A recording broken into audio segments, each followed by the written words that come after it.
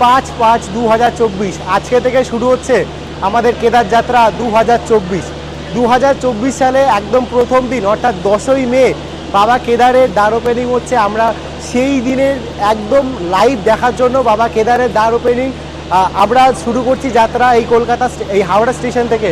এখন রয়েছি হাওড়া স্টেশনে 11 নম্বর প্ল্যাটফর্মে, আর আমার এই পাশে রয়েছে 123/69 কুম্ভ এক্সপ্রেসে করে আমাদের যাত্রা হবে আজকে হরিদ্বারের উদ্দেশ্যে।